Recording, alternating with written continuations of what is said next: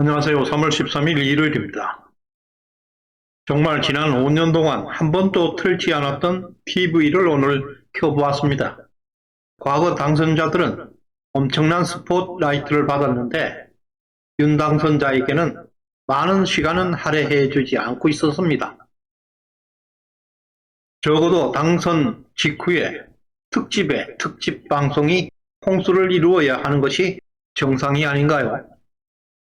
언론이 아직도 문재인 눈치를 보고 있습니다.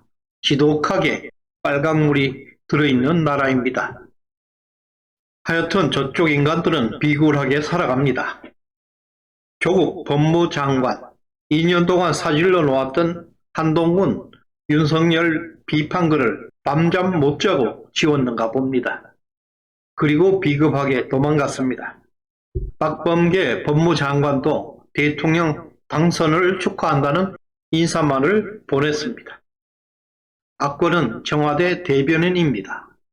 얼마나 억장이 무너졌으면 권력을 잃은 원한으로 눈물로 윤석열의 집권을 축하해주는 모습이었습니다. 이들은 와신상담 복수의 시간을 기다리고 있을 것입니다. 대통령을 가져왔다고 방심해서 안 될 것입니다. 지금부터 권력을 어떻게 유지할 것인가? 그것이 문제입니다. 출구조사 0.6%, 이 격차는 공동체의 분열을 목적으로 하고 있습니다. 말하자면 보편적 가치의 상실, 공동체 규범이 파괴되고 사회 통념의 일반 의지가 붕괴되는 현상을 말합니다. 따라서 대한민국에는 법이 있어도 법이 없는 사회, 케오스의 상태임을 선언한 날이었습니다. 매우 심각하게 받아들여야 할 것입니다. 더 이상 공동체를 유지하는 법이 작동하지 않는다는 말이고 힘센 자, 곧 법이라는 원시 공동체로 돌아가는 느낌입니다. 윤석열 정권은 불안하게 출발했습니다. 국가 몰락만은 막아야 한다는 간절한 심정으로 그에게 표를 던진 사람들이 대부분입니다. 그만큼 윤석열은 다양한 계층의 지지를 받고 있습니다. 그들이 바라는 요구도 다양하다는 말이 됩니다. 거꾸로 말하면 대괴문처럼 윤석열을 목숨 걸고 지켜주는 세력이 없다는 뜻입니다. 정치 초년생 트럼프처럼 유아독존 극복해야 합니다. 이미 좌파 진영에서는 탄핵을 말하고 있습니다. 선봉은 민주노총이 나서고 있습니다. 혈세를 빨아먹던 시민단체, 여성단체들이 우후죽순 스멀스멀 기어나오고 있습니다. 지방선거 전후에서 시체 장사까지 등장할 것입니다. 불길하고 극단적인 죽음의 창가가 윤석열을 협박하게 될 것입니다. 180석 의회 권력은 그들의 강력한 뒷배가 될 것입니다. 이와 같이 당장 윤석열 정부에게 닥치고 있는 그늘이 심상치 않습니다. 이런 모든 악재는 오히려 윤석열에게 결과적으로는 기회로 작동할 것입니다. 다만 민심 이방과 식물정부 시도를 원천 차단하는 것이 중요합니다. 지금 구독과 좋아요 버튼을 꾹 눌러주십시오. 최고의 방송으로 보답하겠습니다. 지금까지 우리는 권력을 찾아오는데 전력을 했습니다. 만족하는 결과는 나오지 못했습니다. 지금부터는 그나마 찾아온 권력을 온전하게 유지하는 데 힘을 다해야 합니다. 오늘은 윤석열 당선자에게 주는 두 번째 충고입니다. 공정, 상식, 정의, 그리고 원칙은 윤석열 정권을 대표하는 아젠다입니다.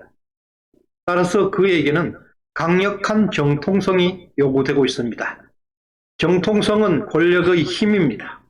정통성은 오직 국민의 주권에서만 나오는 것입니다. 상구 대선 공식 결과는 겨우 0.73%, 24만 7천 표 차이로 이겼습니다. 국민 전체를 대표하는데 정통성이 부족합니다.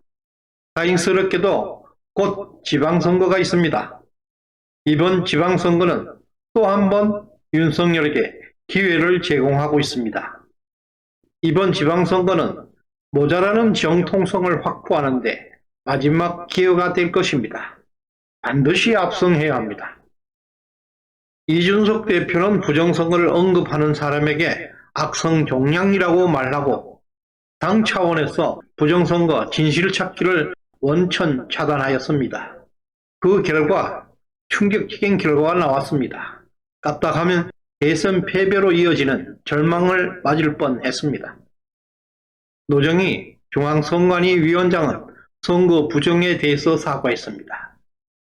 노정희의 사과로 선거 조작은 사실로 확인되었고 현 정권이 개입되어 있음이 밝혀진 것입니다. 그러나 조용합니다.